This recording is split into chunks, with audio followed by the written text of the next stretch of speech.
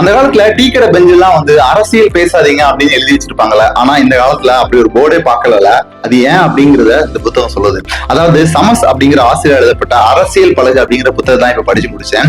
அருஞ்சொல் வெளியீடு மூலமா இந்த புத்தகம் வெளியிட்டு இருக்காங்க. ₹150. இந்த சமஸ் அப்படிங்கிற ஆசிரியர் யாருன்னா தி இந்து தமிழ் நாளிதழ்ல ஒரு ஆசிரியர் பணியாற்றக்கூடியது. இவர் இந்த புத்தகம் முழுக்க முழுக்க காந்தியத்தை பத்தி பேசுது. இந்த புத்தகத்தை பத்தி நிறைய பேசலாம். இது ஒரு பார்ட் 1 நம்பர் வீடியோ வச்சுக்கலாம். இந்த புத்தகம் முழுக்க முழுக்க காந்தியத்தை பத்தி பேசுது. காந்தி ஏன் அரசியலுக்கு வந்தாரு, காந்தி ஏன் அரசியல் படிக்கிறத விட்டுட்டு அவரோட பணக்கார தன்மை எல்லாம் விட்டுட்டு மறுபடியும் அரசியல் ஏன் மக்களை காப்பாற்றணும் நினைச்சாரு, ஏன் முதல்ல சுதந்திரத்துக்கு போறணும், அவர் ஏற்கனவே சொகுசானா வாழ்ந்தாரு அப்படிங்கிற மாதிரி நிறைய விஷயங்களை பத்தி பேசுது.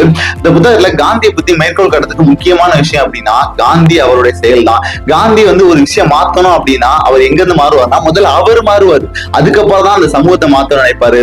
ஒவ்வொரு சின்ன சின்ன முன்னேற்றரும் முதல்ல கிராமங்கள் தான் தொடணும் அப்படின்னு ஆசைப்பட்டாரு. இதுதான் காந்தியத்தை படிக்க ரொம்ப ரொம்ப முக்கியமான காரணம் அப்படின்னு சொல்லி இந்த அரசியல் பேசிப்பாரு. அரசியல் அப்படின்னா என்ன, அரசியலை பத்தி ஏன் அந்த புத்தகம் இவ்வளவு அழகா பேசுது, இவ்வளவு வலிமையா பேசுது, இவருடைய புத்தகங்களோட கருத்துக்கள் எல்லாம் அந்த சமூகத்தை ஒரு உழுக்குது அப்படின்னு சொல்லலாம். அவ்வளவு அழகான கருத்துக்கள்லாம் இருக்கு. இந்த புத்தகத்தை பத்தி இன்னொரு பாட்டு வெளியிடுதேன். அதுல இந்த புத்தகத்துல இன்னொரு பக்கத்தையும் நான் சொல்றேன். நன்றி.